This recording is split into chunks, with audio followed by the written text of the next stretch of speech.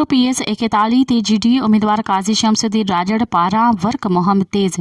सफ़र कॉलोनी में GDA अगवान मोहम्मद शोएब बोज़दार, असगर लाशारी, निज़ामुद्दीन राजड़ पारां कॉर्नर जलसो मुनक़द कयो वियो, जंहिंमें हुर जमायत जे मुरीदनि, अक़ीदतमंदनि ऐं शहरियुनि वॾी तादाद में शिरकत कई।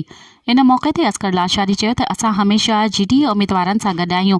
काजी शमसुद्दीन राजड़ चयो त PP दौर में रिगो इदारनि में करप्शन थी, असां हमेशह अवामी ख़िदमत कई आहे, हाणे बि सो भमाणे अवाम जी ख़िदमत कंदासीं। ख़ुदा बख़्श दर्स चयो त GDA उम्मीदवार कामयाब माणींदा। GDA अगवान निज़ामुद्दीन राजड़ चयो त वार्ड पहिरियों ऐं वार्ड 11 जी रिवासियुनि अॻु में बि GDA वारनि सां निभायो आहे, हाणे बि वरी अंग में वोट कंदा। मज़ीद ख़बरनि ऐं तफ़सीलात लाइ विज़िट कयो असांजी वेबसाइट www.awamiNewsHD.com ऐं ॾिसंदा रहो अवामी न्यूज़ HD।